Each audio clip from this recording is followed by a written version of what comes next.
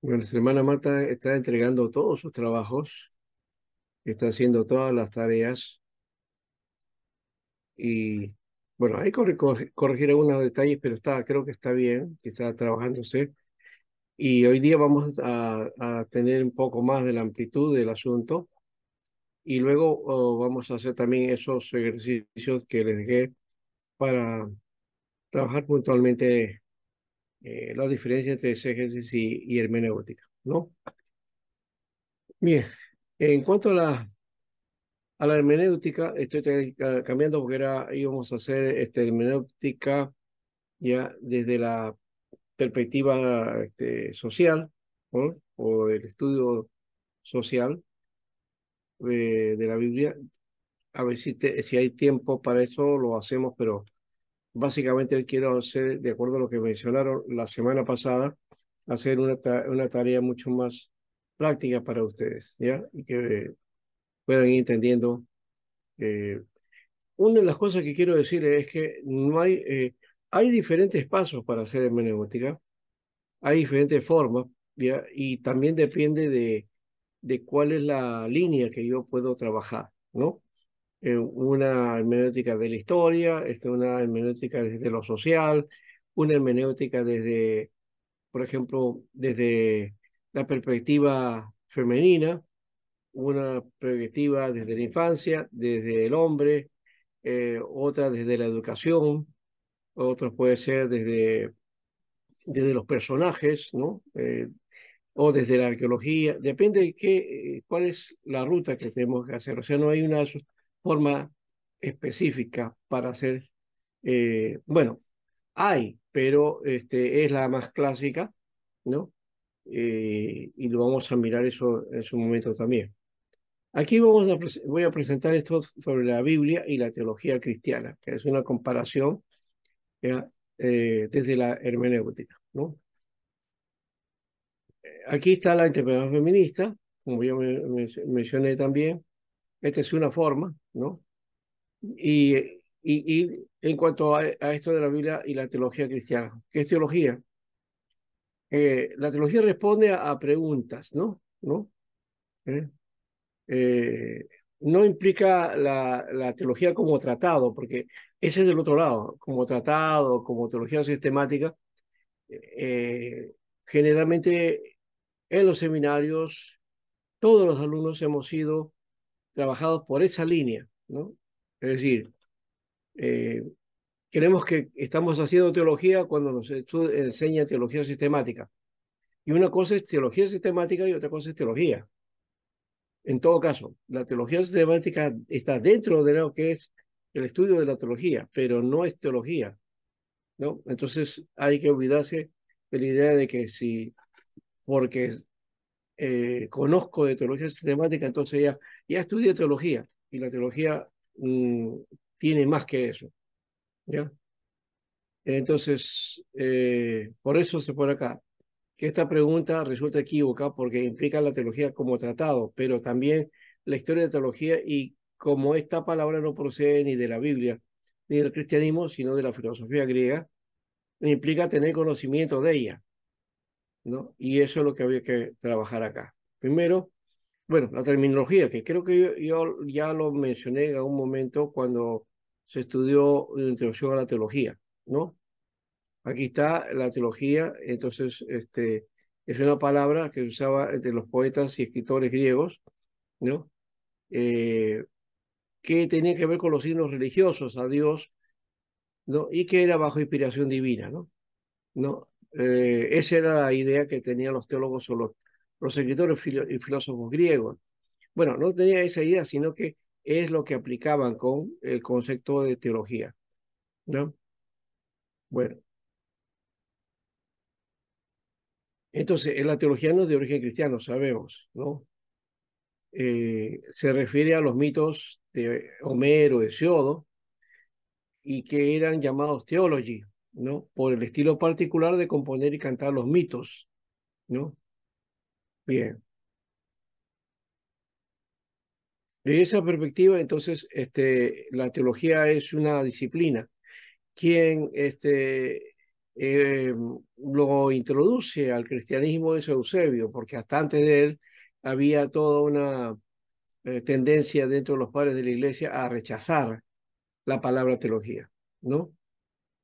Y la teología viene a ser interpretación también, ¿no? Es reflexionar acerca de la palabra, ¿no? Eh, entonces, cuando Juan escribe, Eusebio lo llama teólogo, ¿no? A Pastor, Juan, por, porque en su evangelio escribe una doctrina sobre Dios, ¿no? Porque eso diría también la teología, doctrina de Dios. Para el cristianismo, cuando comienza a ser utilizado por el cristianismo, entonces cambia el concepto que se tenía esta palabra, ¿no? Dentro del mundo griego, en el cristianismo entonces aparece una nueva forma, un nuevo significado, un nuevo concepto de esta palabra, ¿no? No sé si me atrevo a decir que esta palabra es polisémica desde la perspectiva de que en las culturas antiguas se tenía un concepto, o sea, de la filosofía, y ahora en el cristianismo tenemos otro concepto. Y también, por otro lado, como disciplina tiene otro concepto, ¿no? Entonces, depende de cuál es, cuando estoy hablando de teología no estoy hablando de lo mismo, ¿no? Yo puedo estar hablando de los filósofos griegos, ¿ya? O los poemas y mitos de los filósofos griegos, o puedo estar hablando de las doctrinas cristianas, ¿no? O la doctrina sobre Dios, ¿no? De la teología, y lo otro sería la ciencia teológica, ¿no? Que es reflexión e interpretar la revelación, ¿no? O todo acto de revelación de Dios. Ya. Entonces, bajo el concepto de doctrina de Dios, ¿ya? De Eusebio, entonces se hace ortodoxia, es decir, se toma como verdad doctrinal, ¿no? ¿Ya? Por eso la teología es la verdadera doctrina, la cristiana, y la falsa doctrina, entonces la de los paganos, los herejes, ¿no? Y ahí viene la calificación, si se dan cuenta, ¿no?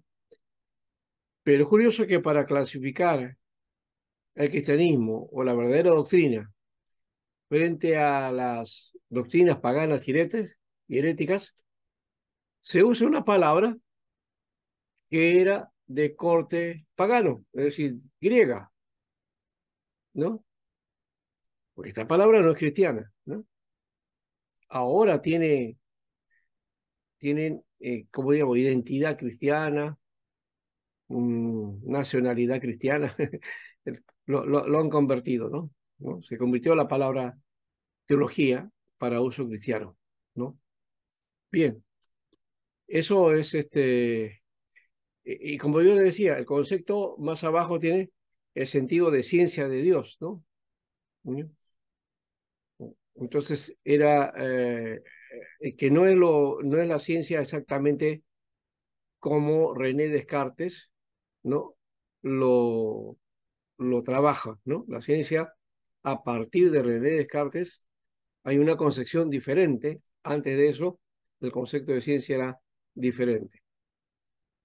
Bien, con eso creo que es interesante. Vamos a ir a otros aspectos, ¿ya? Acá están los biblistas y teólogos. Pastor, una consulta. Sí, Sí, sí, entonces, el término teología es antes del cristianismo. claro, Era claro. un término griego, por lo que estoy entendiendo de un término griego, entonces quiere decir que en ese tiempo se usaba la teología como hola, hola, hola. Dios, los dioses, entonces lo usaban en ese término los griegos, ¿no? Porque ellos tenían varios Sí, dioses. pero no solamente eso, o sea, porque no era, el concepto no era lo que nosotros ahora tenemos, que es el estudio acerca de Dios, sino que teología era los mitos y los cantos, ¿no? Hacia los dioses, ¿no? ¿No? Aquello que se hablaba acerca de los dioses, ¿no? Eso era, ¿no? Dentro de la filosofía griega.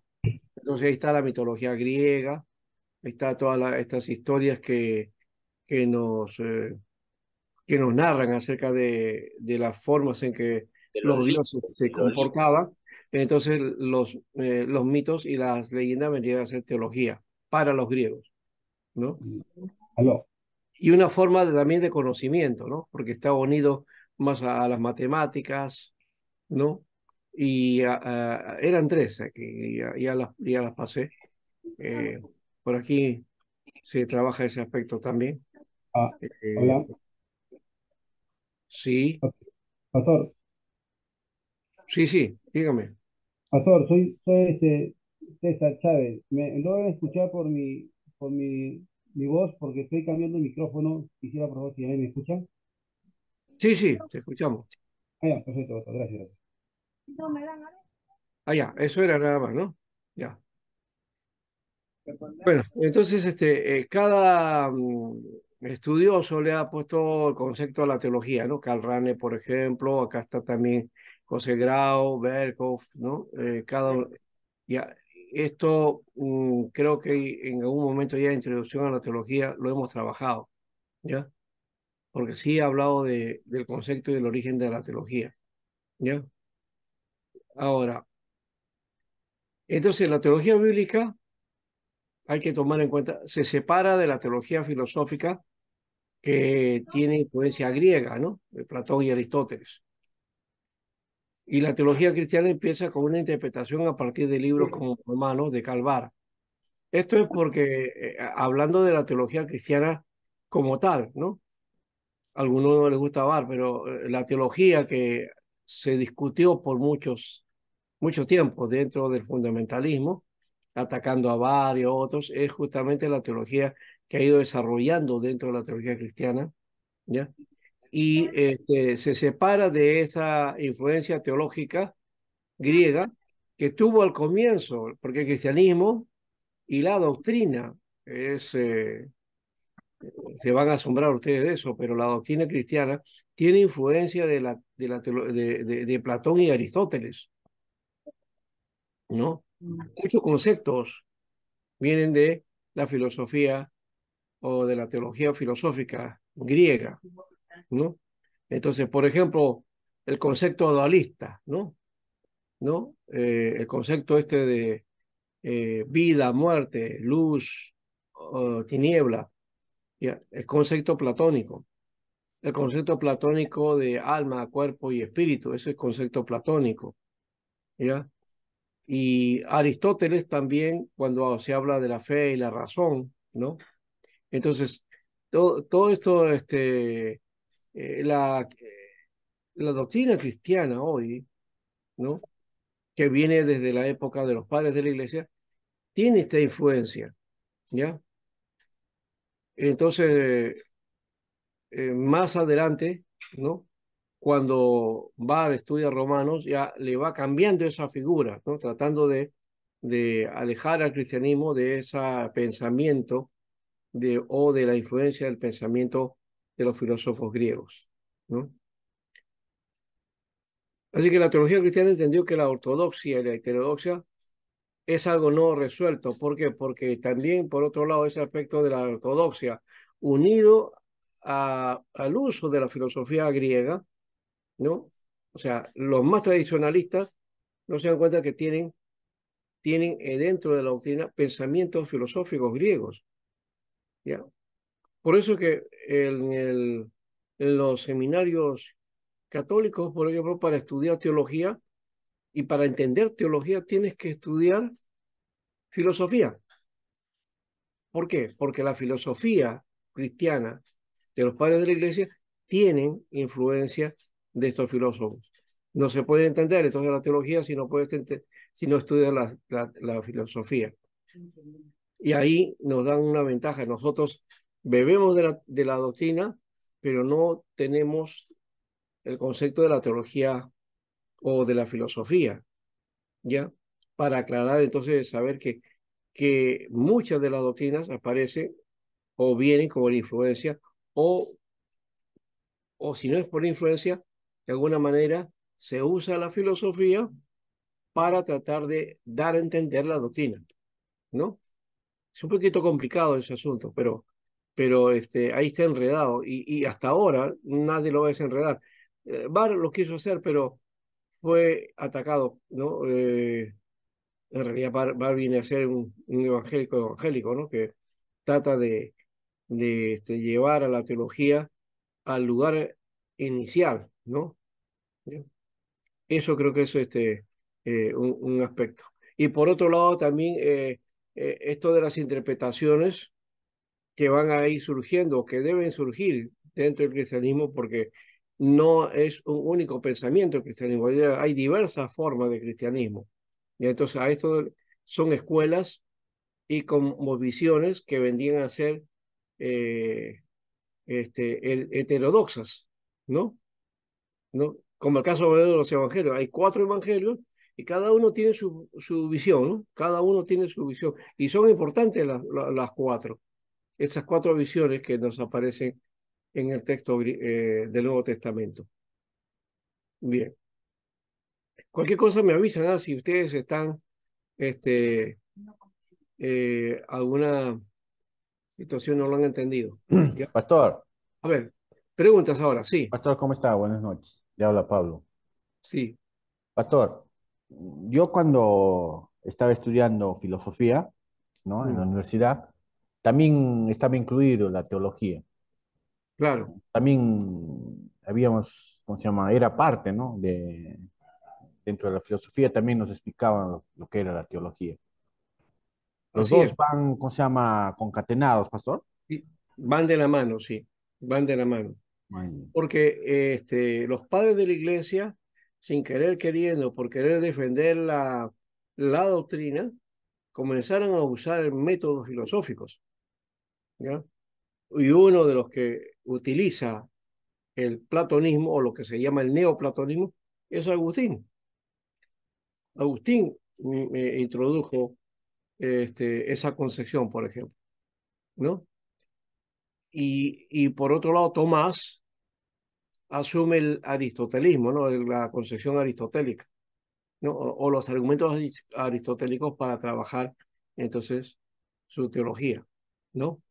Y estos son 2 pilares que hay dentro de la iglesia, ¿no? Le llaman doctores de la iglesia, ¿no? Agustín y Tomás de Aquino, ¿no?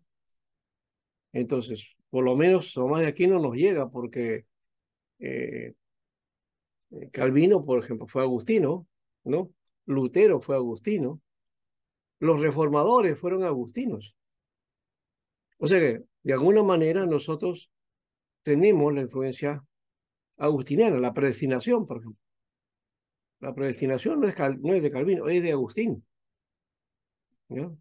Agustín de Hipona. Entonces, eh, aunque algunos de repente dicen, no, eso viene de la Biblia. Sí, en la Biblia está, pero tiene otra concepción. Uno tiene que ir a la Biblia y va a encontrar el concepto de la Biblia misma.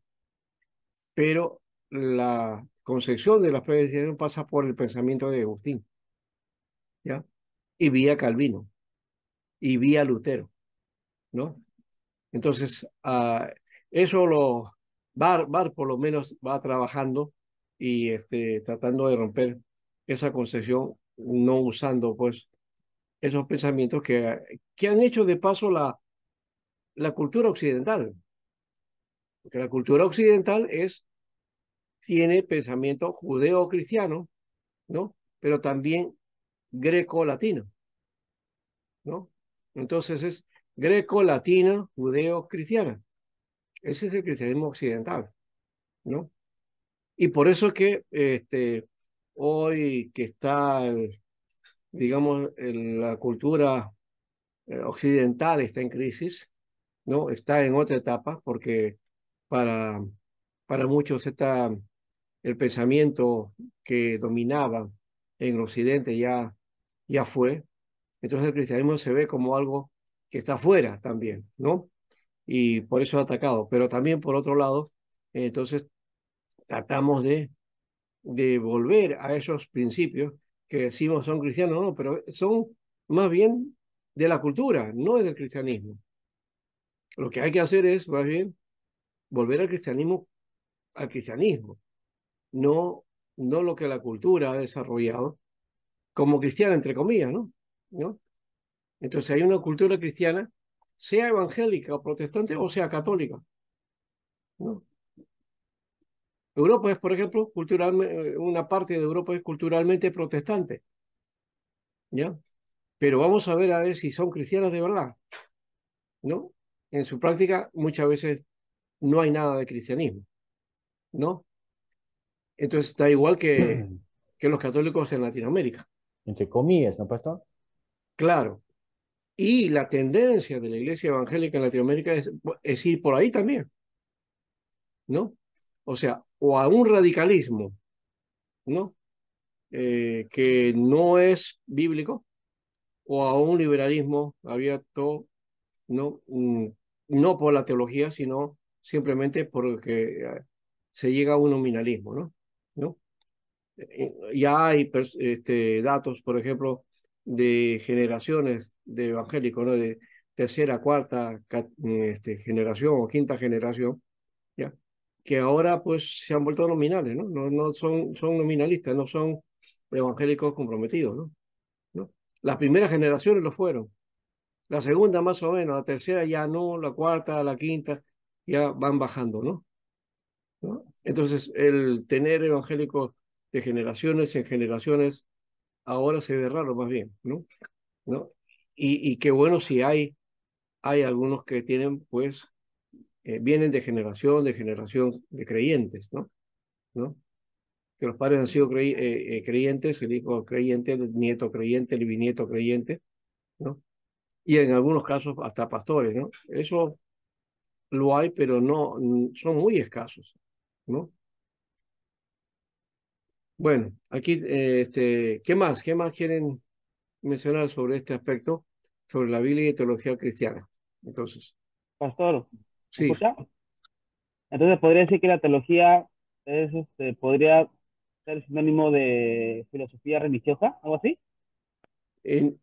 ahora quiero aclarar eso, o sea, yo estoy hablando de la teología que se desarrolla dentro de los padres de la iglesia y que es parte de la doctrina.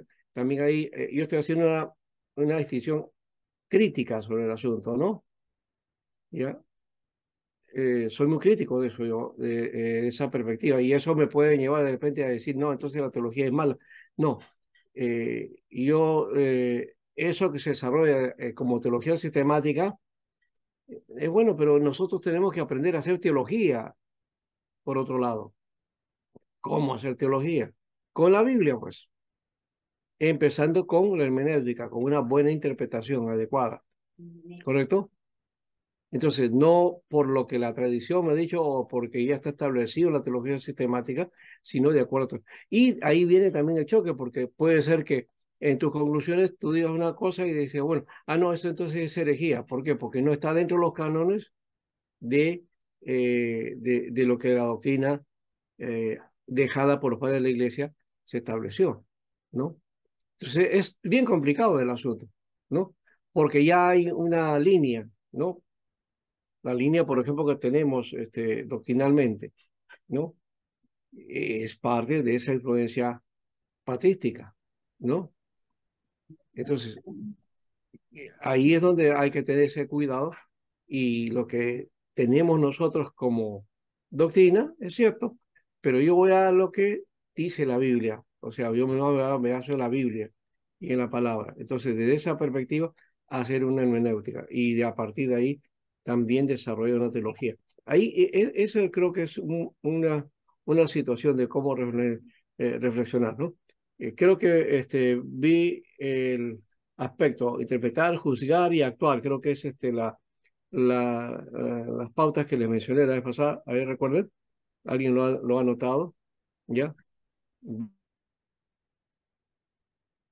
Ver, juzgar y actuar, ¿no? Creo que es los puntos de cómo tú sacas entonces una interpretación y también de ahí entonces llegas a tu teología, ¿no? Ver, juzgar y actuar, ¿sí?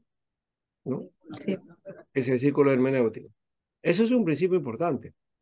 Ver es observar, estudiar, analizar, hacer la lectura. Y qué cosa es lo que encuentras a primera vista. Después de eso, el juzgar, que es interpretar. El análisis de esa lectura y qué tú encuentras ahí, qué es lo que encuentras en el texto. Y luego de lo que has encontrado, entonces viene el actuar, o sea, es la aplicación, ¿no? ¿No? Es la aplicación. Ese aspecto es importante también tomarlo, ¿ya? Y ahí tienen una ruta, por ejemplo. Esa es la ruta sería para trabajar entonces el texto de esa manera, ¿ya? Entonces, la primera observación, luego el criterio que vas a sacar de esa interpretación, que es el juzgar, y luego entonces la aplicación, ¿no? La aplicación, cómo entonces te dan sus conclusiones y cómo harías, ¿no? ¿No? En caso, ¿ya? Es importante el asunto. Porque yo por ejemplo, mencioné, ¿no? Que en algún momento que Primera Tesalonicenses 5:23 dice ahí, ¿no? Y todo vuestro ser, alma, cuerpo y espíritu sea guardado irrepresiblemente para la venida del Señor. Y Pablo dice espíritu, alma y cuerpo. Muchos, esa palabra, inmediatamente dicen, no, la Biblia entonces está ahí, dice que el hombre es tripartito, ¿no? Alma, cuerpo y espíritu, ¿no? Así dice la Biblia. No lo dice la Biblia, lo dice Pablo. Y lo dice en un saludo, ¿no? A un saludo final, un agradecimiento final a la iglesia. No está enseñando eso no es una enseñanza, hay que aclarar. Si tuviera eso en una enseñanza, entonces ahí diríamos así, entonces diría no, porque Dios ha establecido que el hombre es alma, cuerpo y espíritu. Si dijera así Pablo, no lo está diciendo así, ¿ya? Él toma, ¿ya? De la cultura, o mejor dicho, eso expresa porque en la cultura de Tesalónica, que era una ciudad helenista, en una sociedad de pensamiento y de filosofía griega, Platón. y de Platón, y claro, la influencia platónica. Entonces, por eso es que él les expresa eso a la iglesia de Tesalónica, ¿no? Porque ellos están acostumbrados, es un concepto cultural, no es enseñanza bíblica, es concepto cultural. Y diferencia entre enseñanza bíblica y entre pensamiento cultural. Por ejemplo, cuando dice, creo que en 1 Corintios 7, creo que está ahí, cuando habla sobre la mujer, las relaciones, todo eso, y habla acerca del cabello de la mujer, ¿no? Y del cabello del hombre, y que dice que el hombre debe llevar el cabello corto, porque la naturaleza, dice, ha establecido eso, ¿no? ¿No?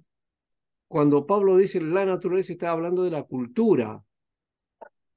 O sea, no está estableciendo que la naturaleza quiere decir que es así en origen, entonces el hombre tiene que usar el pelo corto. ¿No? No, lo que está diciendo es que la cultura, ¿y qué cultura? La cultura de Corintio, pues. Relacionado a la ropa, pastor.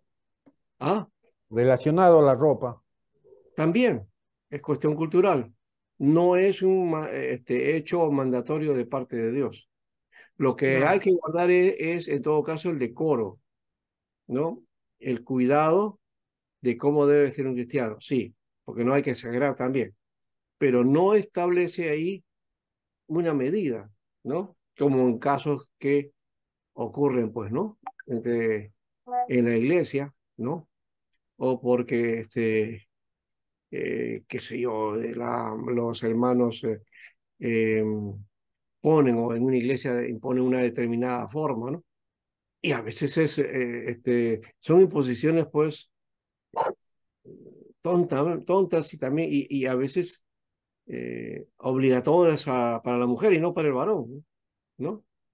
A la mujer le sigue siempre su falda larga 10 centímetros más abajo de la rodilla, porque si fuera más arriba, eso es pecado, ¿no? En algunas iglesias, inclusive, la mujer debe vestir ropa hasta aquí, hasta la muñeca, porque enseñar el brazo o descubrir el brazo es descubrir la desnudez, según dicen. Un mal concepto también, ¿eh? ¿Cómo están?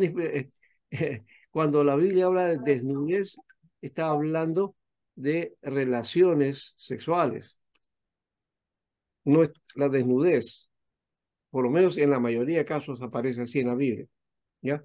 Entonces, cuando Dios es Pastor, y de cuando dice mujeres. en forma decorosa, El decoro tiene que ver entonces con aquello que es consecuente como cristiano, que no sea pues de provocación para otros, ¿no? Esa es la idea, esa es la idea, ¿ya? Pero también ahí va en el concepto, ¿qué cosa es provocativo o qué cosa es lo que atrae, ¿no? Porque no todo es así, sino, por ejemplo, ustedes tendrían que ver el hecho de, no sé si ustedes les gusta el arte, pero los artistas, ¿no? En la época, ¿no? El barroco y la época más importante, la pintura, este, pintaban mujeres y en unos casos desnudas, ¿no? La maja desnuda, por ejemplo, o la Venus, ¿no? El nacimiento de Venus, creo que es Botticelli, no me acuerdo, pero la demuestra desnuda y es el cuerpo de mujer desnuda. Es malo ver un cuerpo de mujer desnuda en una pintura. La iglesia en un momento veía esa pintura y lo veía como algo malo, sexual, ¿no? ¿No? El caso, por ejemplo, cuando Adán es pintado por Miguel Ángel, ¿ya? Que Dios lo crea, ¿no? Y miraron esa pintura y Adán estaba desnudo. Y le dice, no, no, no, tápalo Adán, ¿no? Porque se le ve sus miembros y todo, ¿no? ¿Ya? Y Miguel Ángel dijo, no, se opuso, ¿no? No, que eso es pornografía. No es pornografía, es Dios creó al hombre así. ¿No dice la Biblia que el hombre estaba desnudo? O sea, no hay un concepto malo de la desnudez. Lo que pasa es que todo está sobre los ojos. Y cuando el hombre pecó, entonces entró esa mirada, ¿no? Entonces, de que no puede ver. Y, y por otro lado hay otro detalle. La cultura y la filosofía nos ha criado de ese modo, ¿no? Con ese instinto de ver esa malicia, ¿no? Y la atracción, ¿no? Yo sé que la atracción está más allá de filosofía y todo lo demás. El hombre, la mujer se atraen porque eso es natural. Dios nos ha hecho así. Pero el hecho está en que vaya más que allá que eso, y ahí viene digamos que cada cultura pone los aspectos de la traba, qué cosa es lo correcto y qué es lo incorrecto. Cada cultura tiene eso, por ejemplo, ¿no? ¿Qué es lo moral? Eso depende de cada cultura. Por ejemplo, digo, ¿por qué? Porque, por ejemplo, en el mundo Asia, el mundo entre los árabes, casarse con varias mujeres es natural, no es inmoral, pero tener varias mujeres en Latinoamérica, ¿no? Eso es inmoral, ¿sí o no?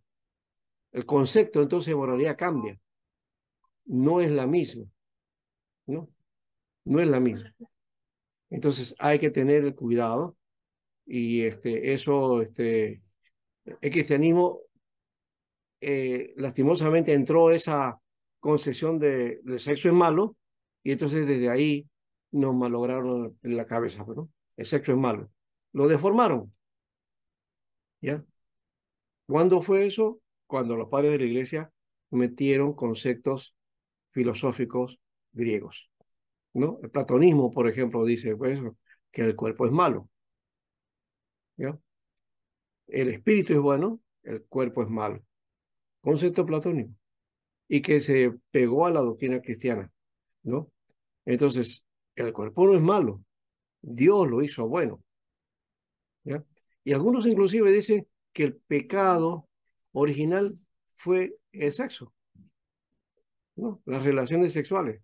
Se van a eso, y la Biblia no dice eso tampoco, que Eva tuvo relaciones con la serpiente, la rematan todavía, ¿no? Esos sí son conceptos heréticos, ¿no? Que hay que tener mucho cuidado, ¿no? pastor, Sí, eh, ¿cuál es de ustedes, cómo se llama su apreciación, ¿no? Siempre cuando, normalmente casi en la mayoría de las iglesias que siempre he visto y he escuchado, ¿cuál es de ustedes su apreciación? Por ejemplo, siempre cuando oran dice eh, que en medio de ellos Dios está, ¿no? somos uno, dos, pero en medio de ellos. ¿Esa expresión es correcta, pastor?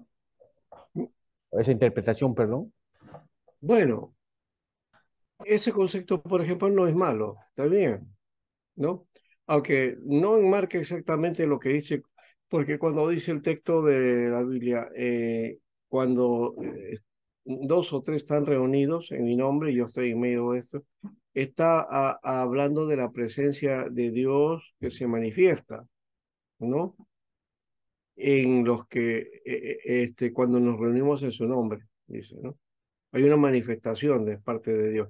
¿Cómo es esa manifestación? Y es otra cosa, no, no estamos hablando de cosas sobrenaturales o algo por el estilo. En algunos casos, algunos proponen eso, ¿no?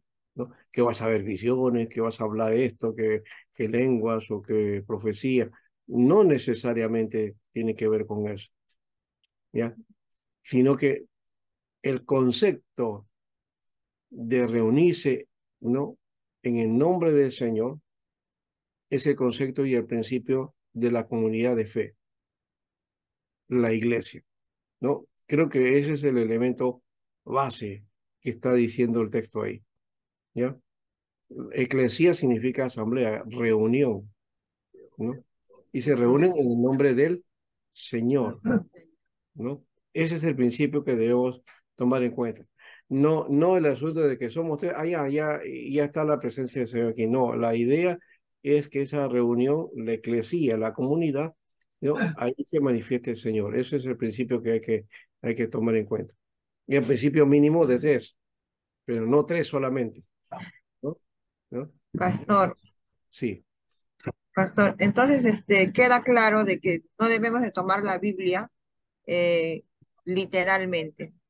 Tener en cuenta siempre en cuanto a lo que dijo Dios a través de los profetas en el Antiguo Testamento Mm, y lo que dijo Jesucristo cuando estuvo aquí en la tierra y lo claro, que reafirmaron, ¿no? Lo que dijeron ya Pablo y Pedro más adelante y Juan también. O sea, de esa forma tenemos que hacer nuestra claro, predicación. A exacto. ver. Y ahora hay que ver cuándo es un texto literal y cuándo es un texto simbólico o alegórico, ¿no?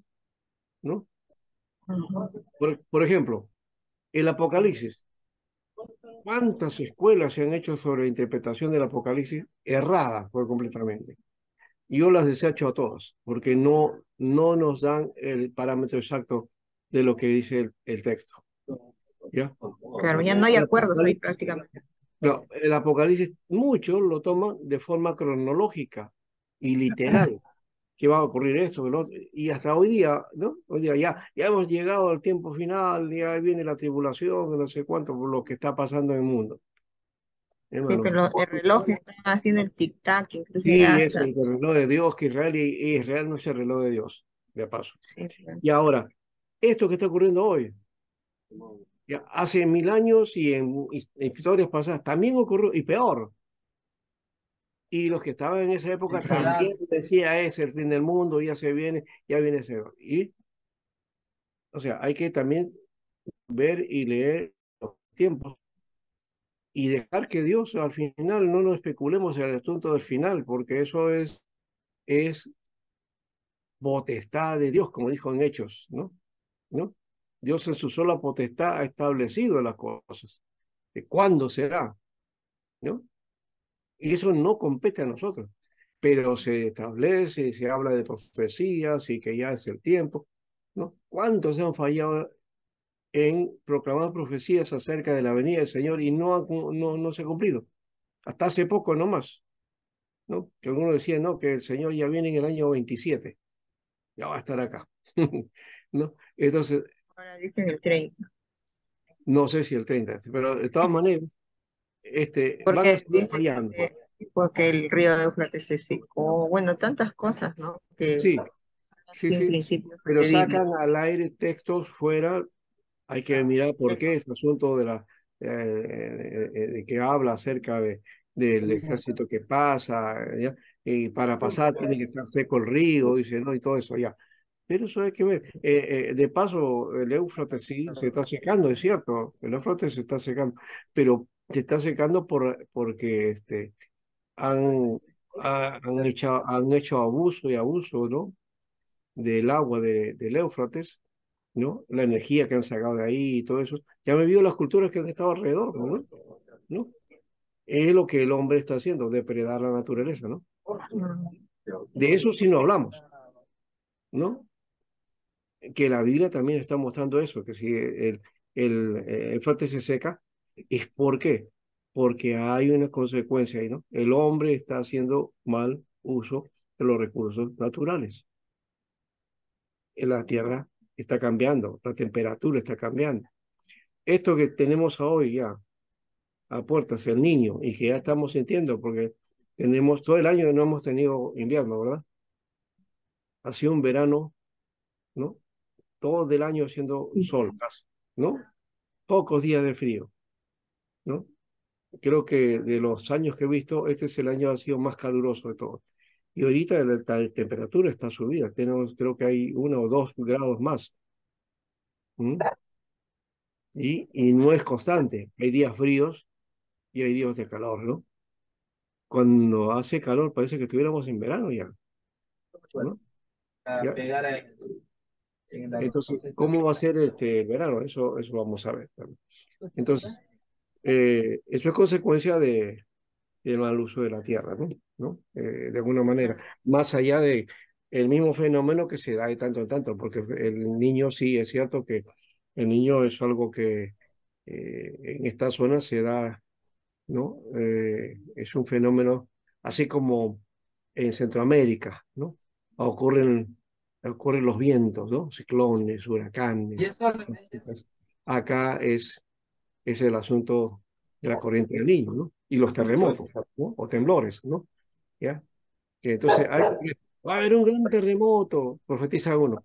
Y yo digo, es que eso no es profecía, pues, porque en cualquier momento puede haber un terremoto. ¿Quién va a profetizar una? Eso es una falsedad. Eh, Sería profecía si me dijeran en algún lugar donde no hay terremoto, que va a haber terremoto o temblor, que va a temblar la tierra. Eso sí sería raro, ¿no es cierto? Pero acá hay temblores a cada rato. No necesitamos hacer profecía, ¿no? ¿No? Entonces, y que está pronosticado un gran terremoto, especialmente en el Perú y en la zona de Lima, eso hace tiempo, ¿no? Cuando Por las placas tectónicas del mar. Claro, y no es profecía, es que así hay indicios, ¿no? Estudios sismológicos que nos indican el comportamiento, ¿no? Del movimiento de la Tierra. No necesito de profecía para eso, ¿no? Entonces, bueno, se dan cuenta que a veces se utiliza la Biblia para ciertas cosas, ¿no? Que no son correctas, ¿no? Entonces hay que tomar en cuenta ese aspecto. Ahora, ya que nuestra hermana Aidea ha mencionado esto, vamos a ver qué les parece, a ver, buscar textos para ver cuándo es un texto podemos darle una interpretación literal y cuándo podemos hacerle una interpretación simbólica. ¿Ya? ¿Qué les parece? Ya, manejemos a ver, ustedes me dicen, trabajemos un texto, a ver. Si no, yo les indico. Ya creo que mencioné un día. Yo siempre pongo popularmente porque me gusta Isaías 7:14, ¿no? De ahí hay mucho para sacar. Y como Mateo le da otra interpretación, ¿no?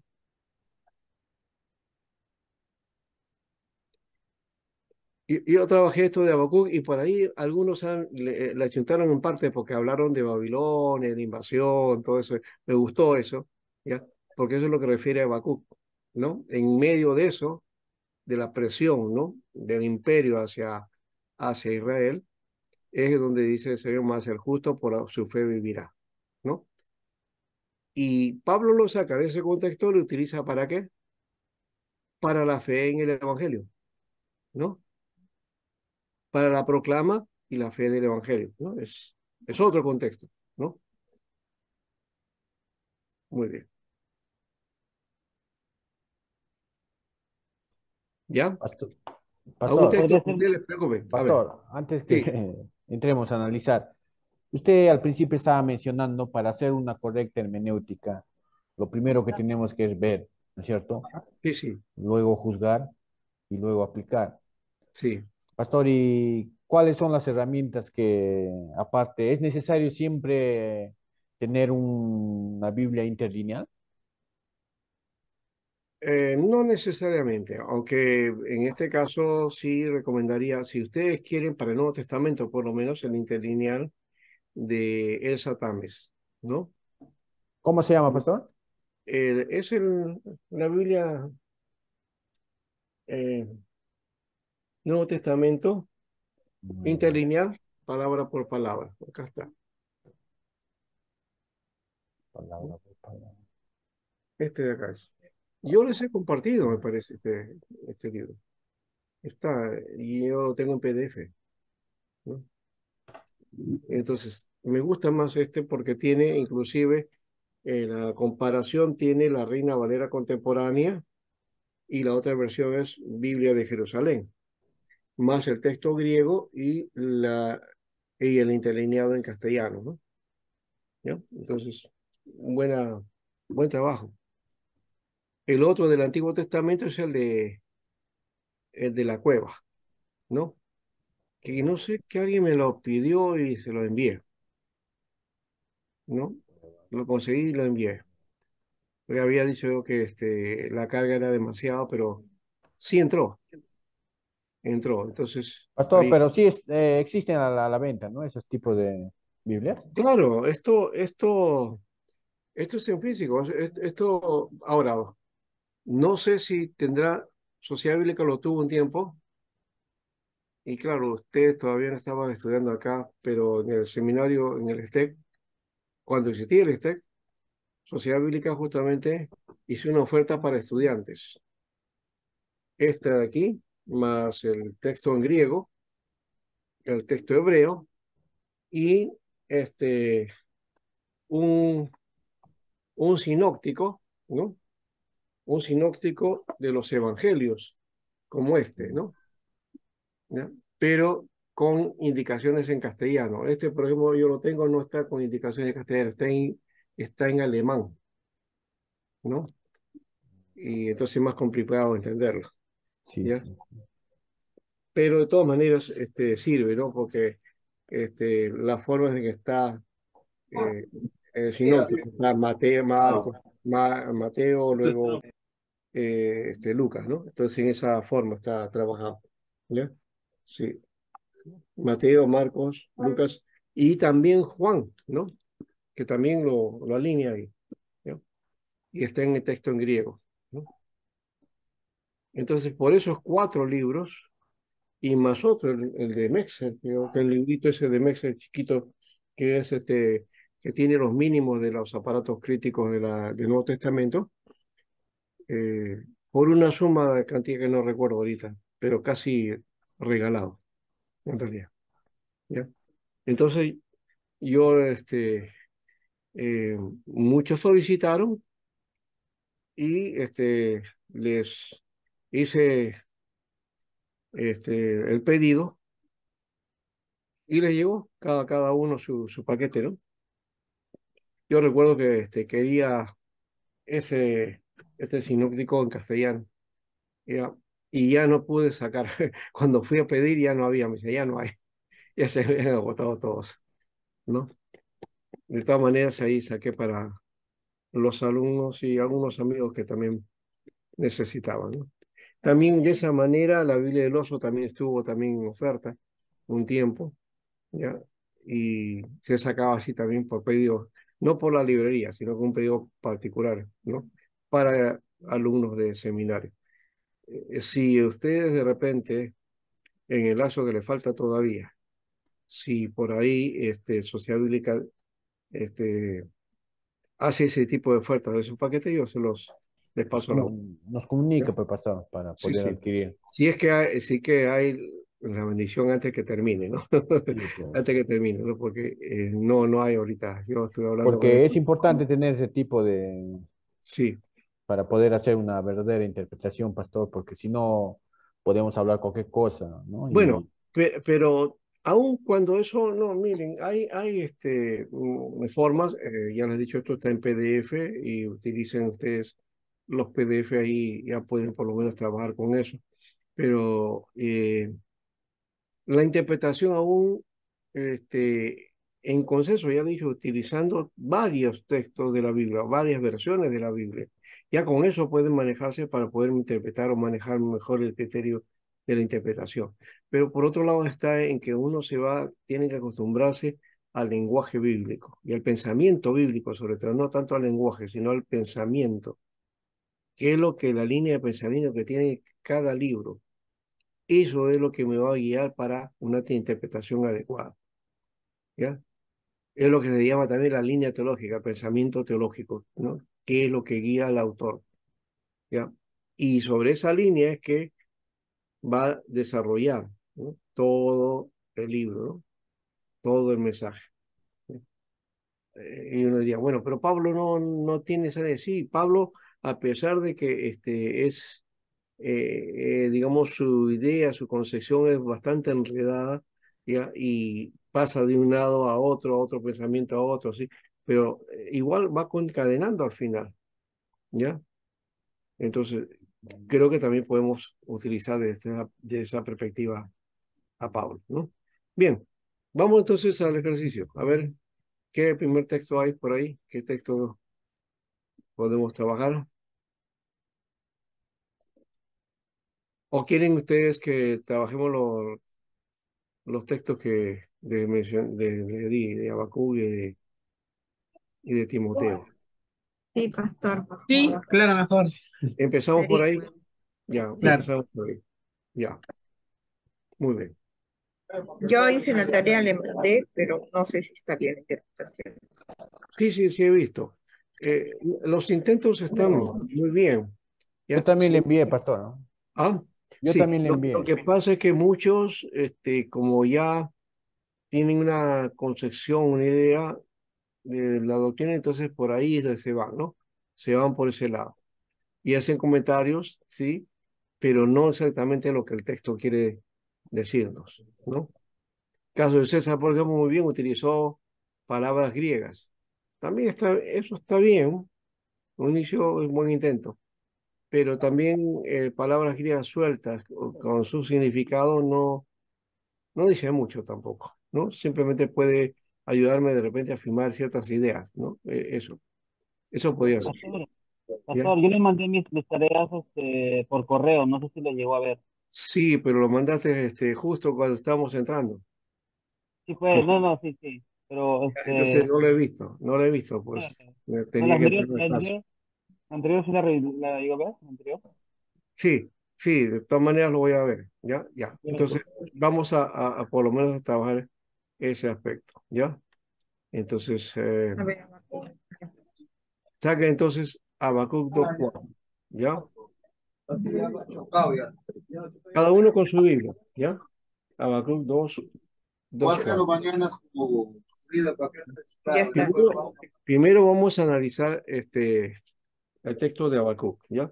Solamente Habacuc.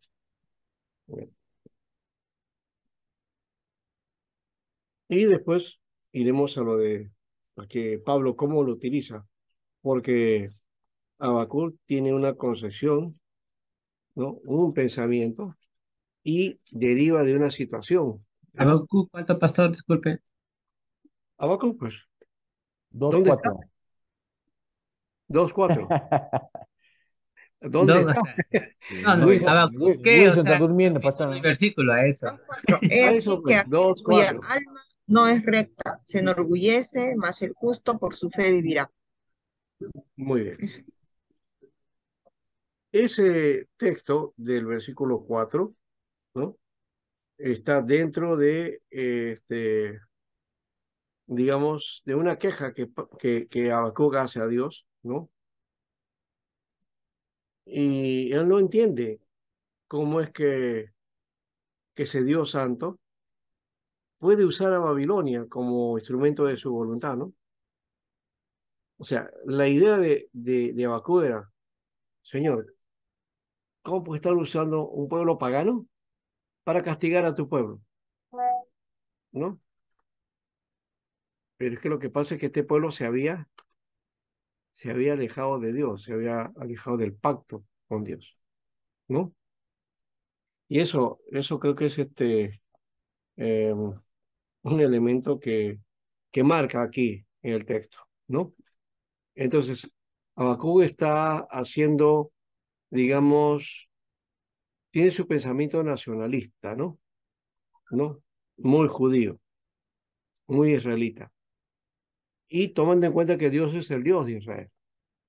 ¿Cómo, Señor, tú siendo el Dios de tu pueblo, estás oprimiendo a tu pueblo con con una nación que no te sirve a ti, ¿no? ¿Por qué, Señor, haces eso? Eso es lo que está diciéndole Habacuc a Dios. Con una ¿No? nación enemiga. Ujú. Claro, es una nación enemiga, es una nación pagana, ¿ya? Y acá Habacuc está incriminando a Dios diciendo por qué hace eso o por qué utiliza una nación de ese tipo. ¿Por qué no hace, ya, Israel se equivocó, falló, le faltó a Dios? ¿Por qué no le da otra forma de castigo? Y lo castiga con la invasión de otra nación, ¿no? Que hace destrozo también, ¿no? ¿No? Y eso nos hace ver también que el medio Dios es un Dios que utiliza también no solamente a su pueblo, sino utiliza a muchas naciones, ¿no? Entonces también va a utilizar al pagano, entre comillas, ¿no? Uno a veces deprecia, ¿no? Ese pagano incrédulo no conoce al Señor y creemos que ya, con eso lo votamos. Pero de repente Dios te puede humillar utilizando a esa persona que tú dices que no es cristiano, ¿verdad? Presionándote a ti, ¿no? Y dice, Señor, por qué haces eso, ¿no? Es lo que Habacuc le está diciendo, ese es el concepto, ¿ya? Entonces, sí, No sé si podría leer mi interpretación, pastor, para, ya, por favor. ya, A a ver, ver, ratito. A ver, aquí está. Por ejemplo, como la hermana Aire ahorita acaba de leer Habacuc 2:4, dice, Jehová me respondió y dijo, escribe la misión, mm, y declara en tablas para que, no, perdón, es 2:4, sí, 2:4. He aquí que aquel cuya alma no es recta se enorgullece, mas el justo por la fe vivirá. O sea, mm, mi interpretación, lo que he hecho, pastor, el Señor aquí nos está revelando la distinción esencial, ¿no? Que hace entre los impíos, ¿no? Y los babilónicos, y los justos, y ujú, los remanentes de Judá, ¿no? Los malvados toman caminos, ¿no? Que conducen a la muerte y a la derrota. Los justos toman el camino que conduce a la vida y la victoria, ¿no? Y ya, su distinción y la promesa que contiene estos dos textos bíblicos, justamente le he hecho con los dos textos bíblicos, trae una palabra de consuelo, ¿no? Habacuc también describe, ¿no? También marca el punto de reflexión, ¿no? En su lucha personal sobre el uso que hace el Señor de los malvados babilónicos, ¿no? Con ujú, una vara de juicio contra su pueblo. Esa es la ujú. aplicación que saqué, pastor, de la... Y está bien, en esa línea está bien, porque Dios lo que hace es instrumentalizar a Babilonia para castigar a su pueblo que se había salido de la voluntad de Dios. Y hay algo más que está en el texto, mire, porque la interpelación de Habacuc y, y la acusación que hace de alguna manera, ¿no? Comienza en el versículo 1:12 del capítulo anterior, del capítulo 1, ¿no? 1:12. Dice, ¿no eres tú desde el principio, oh Jehová, Dios mío, santo mío? No moriremos, oh Jehová, para juicio lo pusiste, y tú, oh roca, lo fundaste para castigar. Tú eres limpio de ojos, Señor, para ver el mal. O sea, le estaba diciendo, Señor, tú eres así, ¿cómo es posible que estés usando un pueblo impío? ¿No? Si tú declaras a tu pueblo santo, ¿cómo usas un pueblo impío? Y es que ese pueblo que se decía santo, pues, se había apartado de Dios. Y Dios le manda entonces ese castigo, ¿no? Pastor, Y, ¿podría y la leerlo otra vez? respuesta está en el capítulo 2. Mm. El versículo 4 es una consecuencia de todo lo que inicia, lo que dice el capítulo 2 al comienzo, ¿no? Perdón, Alex estaba diciendo algo. No, continúa, pastor, continúa. Ya. Entonces, la respuesta definitiva al profeta, ¿no?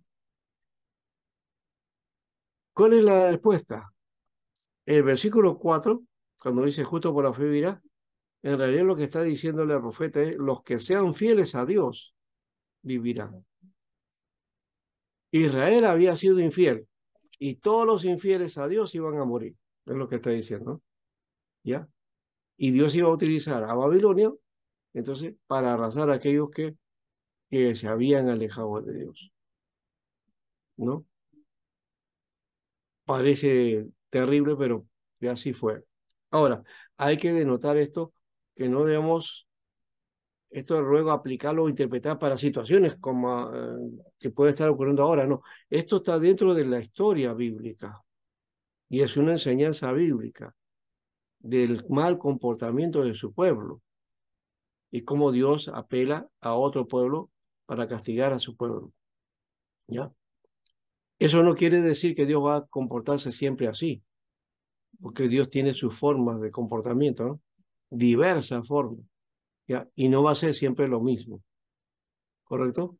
A cada uno le da en la medida que a cada uno le corresponde, ¿ya? Entonces, esto no tiene que ver con esta parte histórica, ¿ya? No es una enseñanza doctrinal que vamos a aplicar ya ver, no, entonces ahora sí, eh, si el pueblo de Dios se porta mal, entonces va a venir a un pueblo impío para atacarlo. No, es que no existe o no hay esa situación así hoy día, ¿ya? Ahora, dice, mira lo que dice aquí, que si bien acá le está reclamando, Señor, que tú no estás cuidando, no estás vigilando, ¿por qué es que está pasando esto?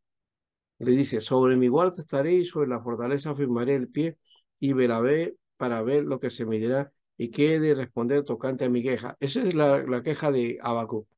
Estoy vigilante, Señor. ¿No? Estoy vigilante. Así la respuesta todavía no es de Dios, sino es Habacuc, que sigue esperando la respuesta de parte de Dios. No hay respuesta todavía, ¿no? A partir del versículo 12 es donde Dios comienza a responder. Dice, y Jehová me respondió y dijo, escribe la visión y declárala en tablas para que corra el que leyere en ella, dice, ¿no? Aunque la visión tardara, aún por un tiempo, bueno, aún cuando la visión tardará, aún por un tiempo, más se apresura hacia el fin. Y no mentirá, aunque tardare, espéralo, porque sin duda vendrá, no tardará. Entonces Dios dice, va a responder. ¿Ya? Dios va a responder en medio de toda esa situación, ¿no? De violencia, de dureza, y lo que está haciendo Dios es limpiando a su pueblo, es lo que está queriendo decir aquí, ¿ya? Y esta visión que te voy a dar es escríbela, ¿no? Y luego le dice aquí que aquel cuya alma no es recta, se enorgullece. Es decir, los que creían que porque son pueblo de Dios, ¿ah? Que hay muchos así también, ¿no? Israel tenía ese comportamiento.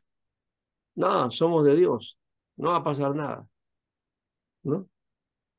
Pero quienes realmente van a resistir todo ese vendaval de la invasión babilónica, ¿no?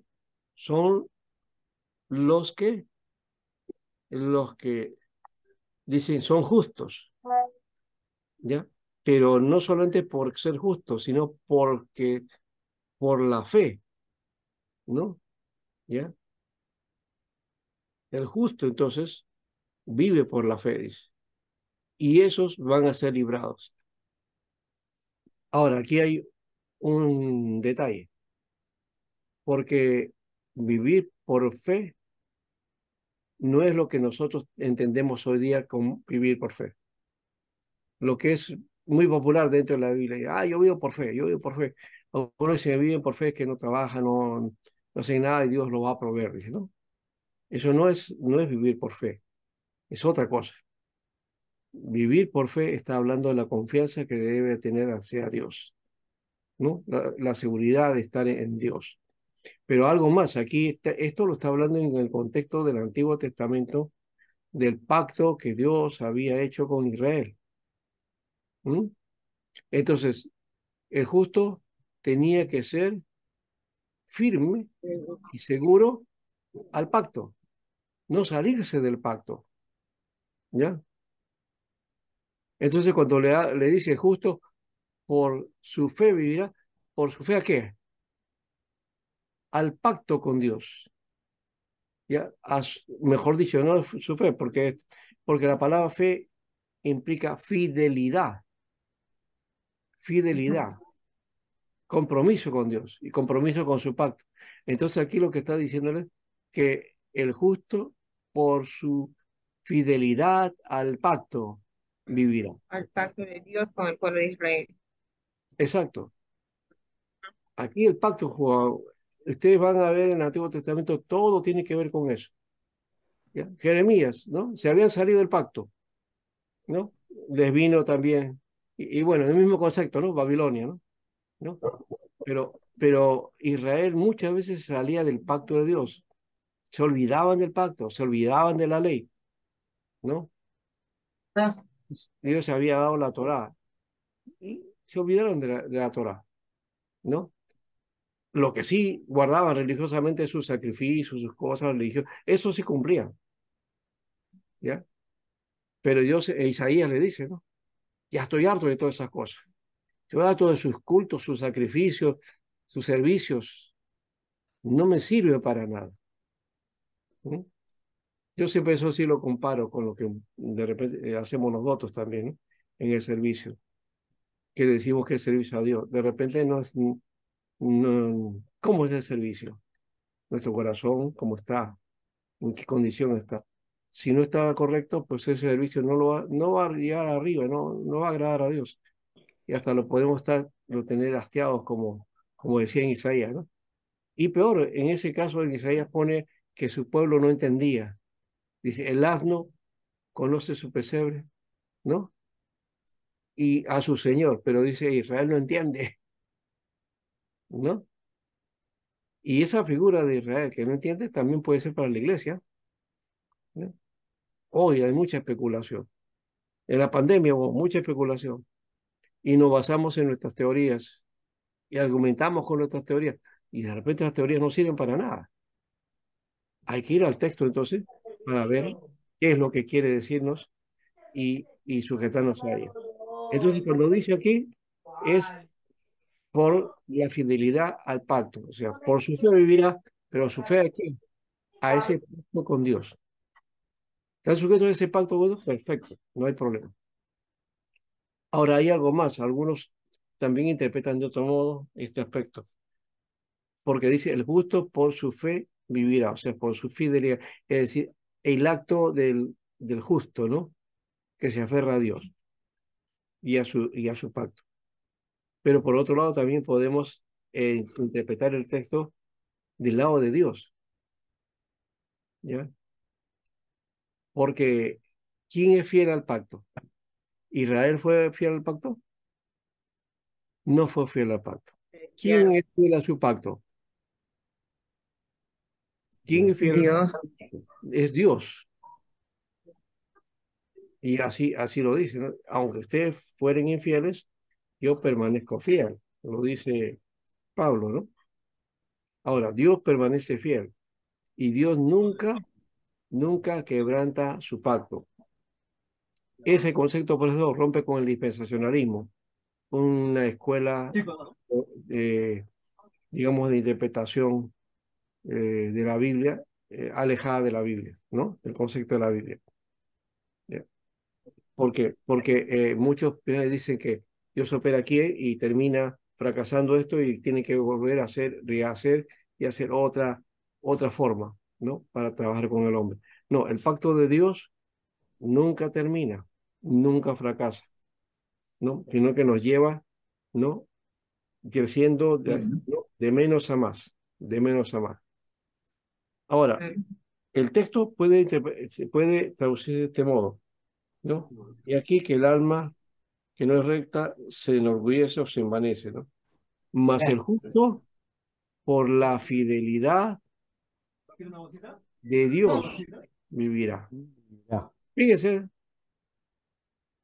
el justo por la fidelidad de Dios vivirá. O sea, la fidelidad que Dios tiene a su pacto, a su propio pueblo. O sea, puede dar un castigo tal, pero no va a destruir a su pueblo del todo. Y cuando habla de esto, está hablando de remanente. Alguien por ahí creo que puso eso también, el remanente. ¿Ya? Entonces, esas dos situaciones, ¿no? El justo por la fidelidad al pacto vivirá, o también el justo por la fidelidad de Dios al pacto vivirá, ¿no? Porque al final la confianza está en Dios. Él es el Dios del pacto. Y Él es el que finalmente conservará a todo aquel que se sujeta a ese pacto con Dios, ¿no? Entonces, es claro que Habacuc en esa perspectiva aquí. Pastor Alberto, Ya. también sería necesario, ¿no? Para realizar una buena interpretación, ¿no? Del texto, tener, ¿no? En nuestras manos, a nuestro alcance, un diccionario bíblico, ¿no? Para saber bien los conceptos, para ¿Ya? hacer una buena Ahora, interpretación. pero También es también válida, tiene, ¿no, pastor? ya, ¿O tiene no? sus cosas también ese aspecto que te está mencionando, pero bueno, vamos a ponerlo en ese acuerdo. ¿Y qué les parece? Yo lo, en el tiempo de descanso, ahí podemos hacer, yo le voy a busco los diccionarios y todo eso, ¿ya?